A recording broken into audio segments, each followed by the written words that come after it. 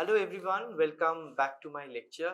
So we have already discussed about the demand for commodity and supply of commodity and how market interplays there. And then we also discussed about the equilibrium where demand and supply intersect to each other, where buyers and sellers they assemble, and then optimum level of quantity is decided at what price that a buyer will buy that particular commodity and at what price that producer will produce or supply that particular commodity. So we also discussed about the how equilibrium that changes if there is any change in demand or any change in supply or in any kind of different types of goods that we consider, like for instance, what equilibrium equilibrium in the market will be in case of normal goods, or what would be the changes in the equilibrium in case of inferior goods, and likewise for substitute goods and also for complementary goods. So these are also discussed in context of price elasticity. So since we have already discussed about the market equilibrium, so let us also discuss about social efficiency, how it happens in the market from the welfare economics point of view, because this is also very important for policy formulations, and this also will help us to understand when market fails, and in case market fails, what are the policy remedy. So in today's talk, let us begin with the social efficiency. And when we talk about social efficiency, what does that mean?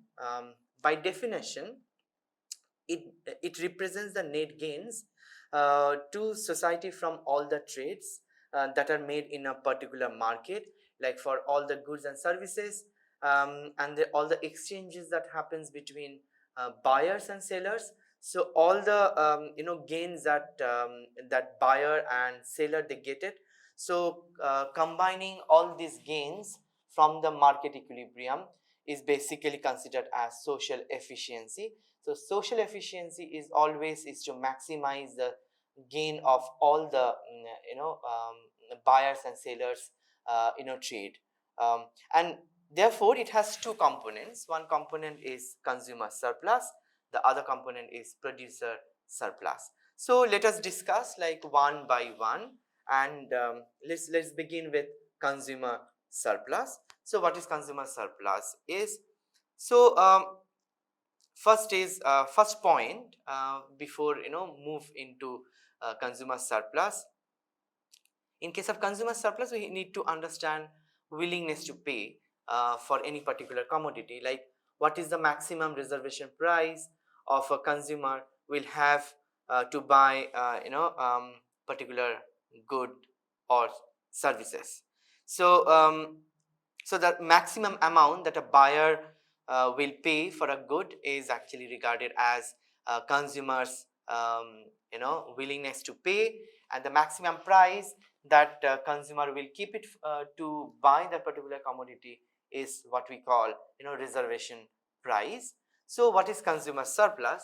So amount of buyer is willing to pay for a commodity minus the amount of the buyer actually pays for it. So the surplus, if consumer is maximum willingness to pay, consumers maximum willingness to pay is say P1, but then consumer is paying less than P1, so that P1 minus whatever the amount that price that consumer is paying for a particular commodity, so that gap is basically the price gap for the consumer, and that will be regarded as a surplus. So we'll discuss with the graphical illustration. So so let us draw, and then how it looks like. And since we already have discussed about the demand function, so for instance, if this is our demand function, and on the vertical axis is price of any commodity, and here say again we are assuming that commodity is X and Q is quantity of that particular commodity. So because consumer also will have the budget constraint, and for commodity say X, consumer can afford up to OP1 amount of price, and this is the reservation price. Like OP1 is the reservation price for commodity, say for X, for any quantity that one can actually buy. So like suppose we assume that P star is the market equilibrium price. Market is deciding based on the producers and consumers demand, and then market is getting determined at P star. So this is, of course, from this particular diagram you can see like consumer is willing to pay up to P1 amount of price for commodity X, but then consumer is paying in actual OP star because that is what market decided. So as a consumer will be very happy because consumer will have the surplus, and then per unit price for surplus amount is P1 minus P star. So this is what the gain of a consumer, and for each commodity, and say here is like at Q star is the equilibrium or optimum level of quantity that consumer decided. So each unit here, so entire this area, like say, so we can say that area A, P star, and P1 or P1 P star, like area P1 P star is consumer, total consumer surplus. So this is one way, like simple way to explain you what is consumer surplus means. So and then what is the willingness to pay for a consumer for any particular commodity. Now suppose we have another situation where say price fell down, right? Like say here, like say P star to P2. So what does that mean? Is it good for consumer or is it bad for consumer? So from graphical representation you can also see that is a gain certainly for the consumer, because consumer maximum willingness to pay for the consumer is OP1, and actually consumer needs to pay at OP2. So now the price per unit gain has increased from P1 P star to P1 P2. So increased by P star like this amount, like this amount. So this is particular, this, say here we have 3 points here like A, B and C. So you can see like the red shaded area, like P star, P2, B and A is the additional consumer gain to the initial consumers. So this is additional, this area is additional gain of consumer surplus to initial, say, buyer. And then we also have another one, like area also has this shaded dotted area, which is actually the part of consumer surplus. So this little red dotted area of ABC is the consumer surplus to new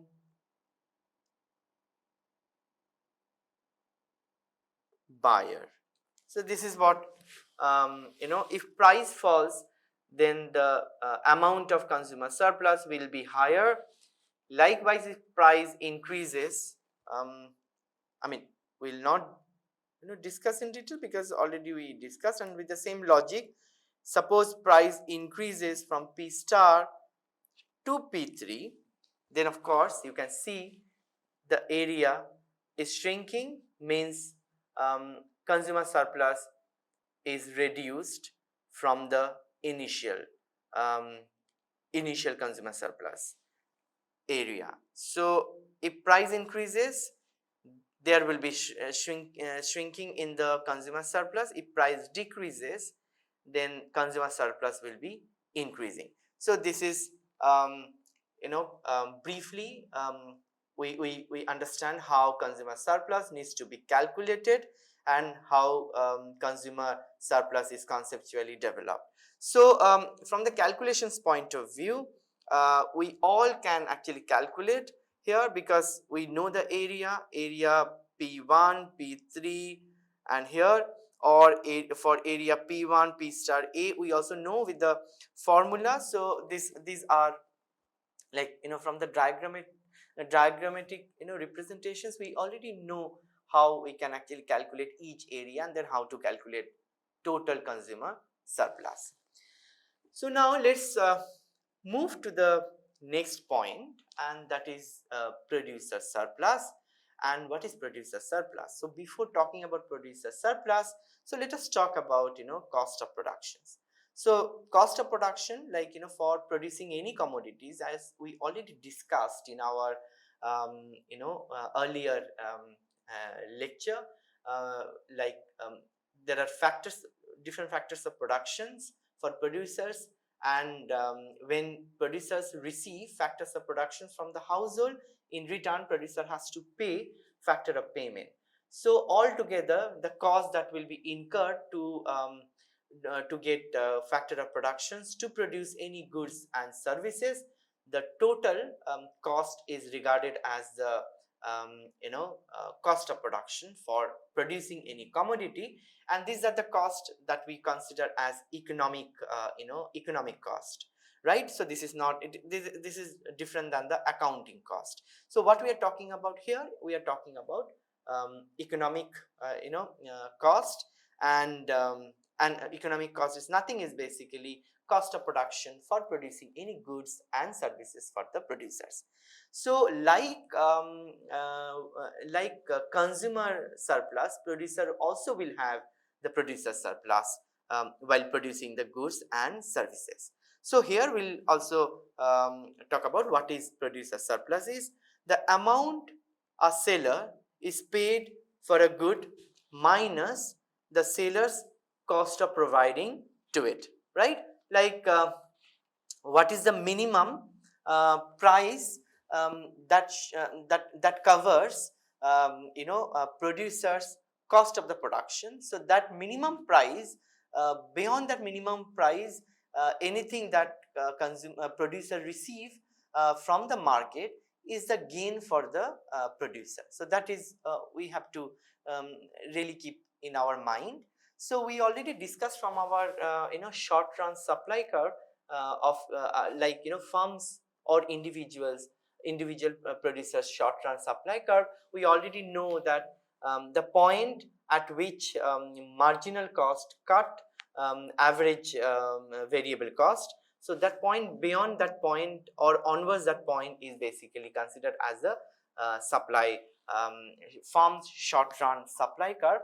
So this upward supply curve is nothing, is basically the moment it is cutting. I mean, we are considering that particular point at which supply marginal cost is cutting average variable cost, means average variable cost is minimum the cost that consumer can afford to produce, and therefore that needs to be covered, and therefore from that point onwards is the supply curve of the producer. We already explained, so I'm just reiterating that particular point because that particular point is important here. And that point, if producer is not even meeting that average variable cost for the production, then why should producer will produce or supply that good or services, because it will be loss for the producer, and therefore producer needs to cover average variable cost at least, and then actually can produce, and therefore that shutdown point for the farm is very important. So let us talk about producer surplus in context of that cost of production point of view and how it looks like in the market.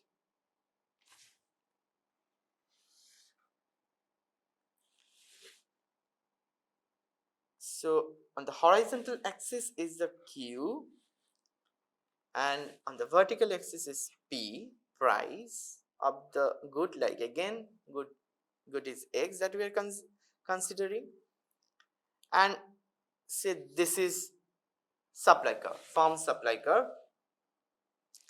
So at any point below say point P1, if we set price for commodity X below P1 is a loss for the producer. It's like, as a rational producer can't actually take a risk and then keep on producing. So OP1 is the minimum amount of price that covers the cost of production for the producer. So any point above P1 is what producers kind of gain, and producer will be willing to produce, right? Suppose here set P star, again with the same logic, that P star amount of OP star amount of price is determined in the market which is above the price OP1, which is the minimum selling price for the producer. Like consumer will have the maximum price for the commodity, like maximum reservation price, and here for the in case of producer will have the minimum selling price. Beyond that minimum point, producer can't produce. So here clearly P star is above than minimum selling price. So the gap between P star minus P1, it is actually per unit price gain for producer. So if it is equilibrium is set at say point A, so this entire triangle area, shaded triangle area, will be considered as producer's surplus. So we can also write here like PS is the producer surplus. So producer surplus for the for producer for producing X commodity. So now let us see what happens if price price increases, right? So if price increases to say P2, what happens?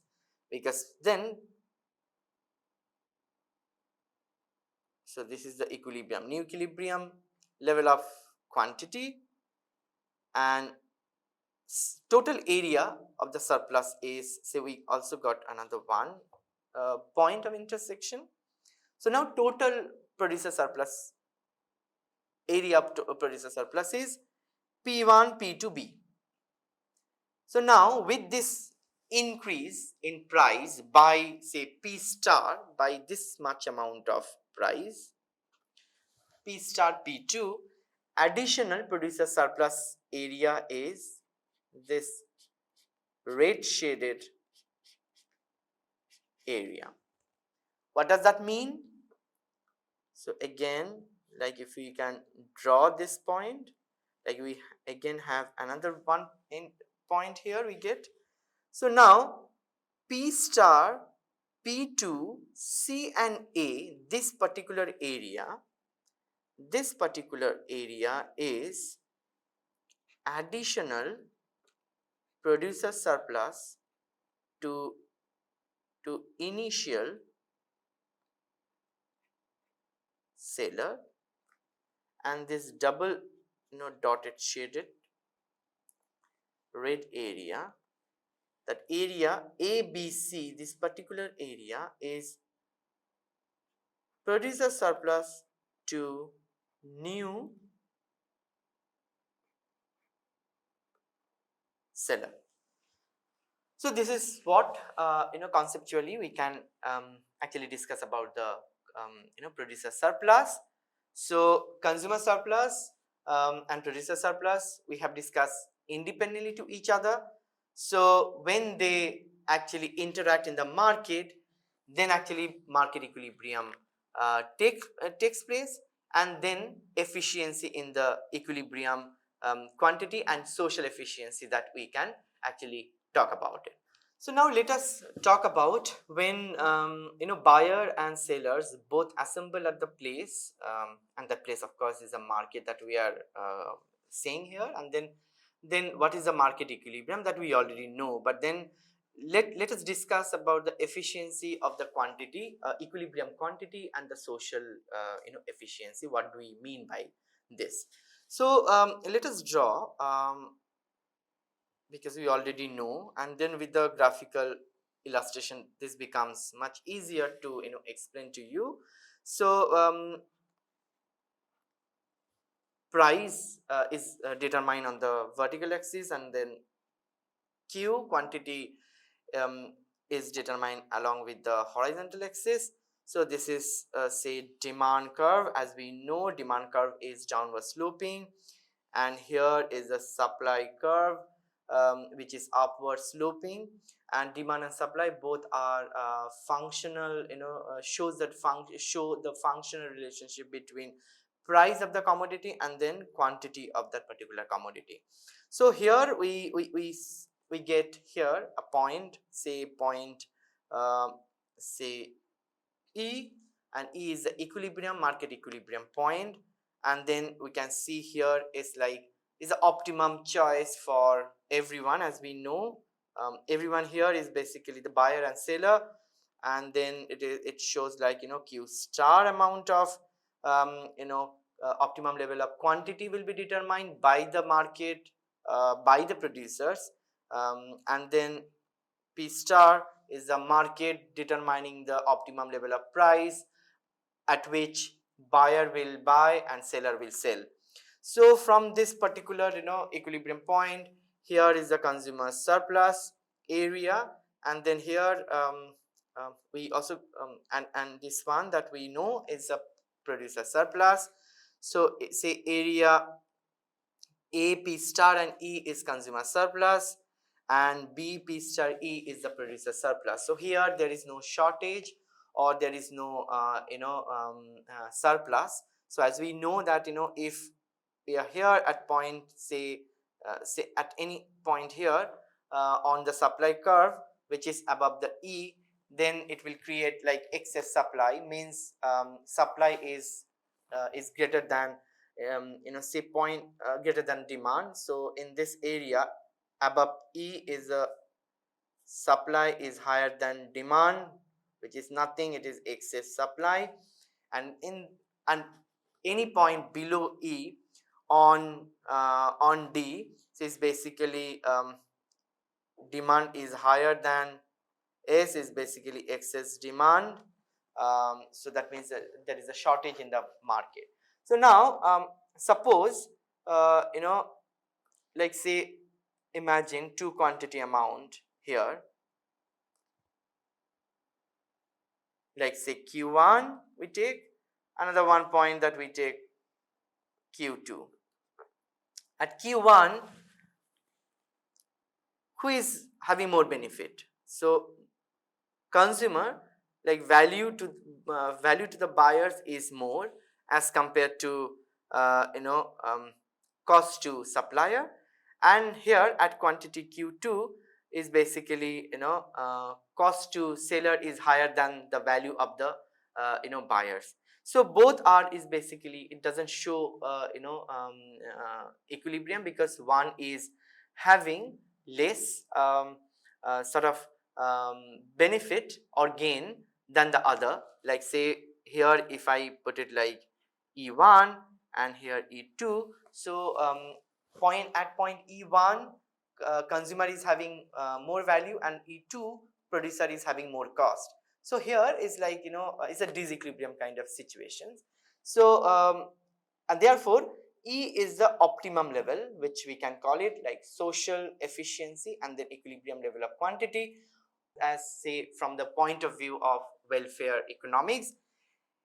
Always will be the objective always will be to maximize producer surplus and consumer surplus, and to reach at point E where maximum level of consumer and producer will gain from the market. But then of course this has also a lot of issues which actually lead to market failure, that we'll talk little later. But then from the social efficiency point, this is a point that market will try to tend to reach. So this is like kind of in the market equilibrium we can talk about how consumer surplus and producer surplus, they are actually having or maximizing their own surpluses. So now let's see what happens in this case. And we already know that about the concept of elasticity. And suppose with the demand, with the various demand, like say we already know if perfect if any commodity is elastic, then demand curve will be flatter. If a commodity is inelastic, then demand curve will be stiffer. Like just take these three panels of the situations where, and then try to see how consumer surplus is getting calculated. Like here supply we are keeping unchanged, and therefore all supply curve is upward sloping, and then we have kept parallel to each other. So in panel A is the ideal kind of situations where demand and supply curve both are meeting at Z, and then this blue shaded area is consumer surplus. Now suppose price commodity becomes price in elastic, and then demand curve becomes stiffer. So if demand curve becomes stiffer, and then this we can see that this shaded blue area, which is consumer surplus, is becoming more as compared to other.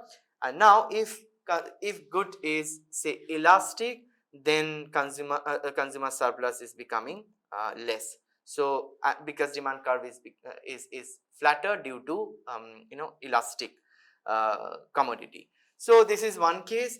And okay, so now let us see what changes it happens in producer surplus. So in producer surplus, as we know that for consumers, understanding consumer surplus and changes in the consumer surplus, demand function will be changing. So in case of producer surplus, supply curve will be changing. So we are keeping demand function intact, and then let's have various kind of situations, like again elastic. Like we already know that supply price elasticity of supply will determine the shape of the supply curves in our previous lecture. So now again this pink shaded shaded areas are the producer surplus.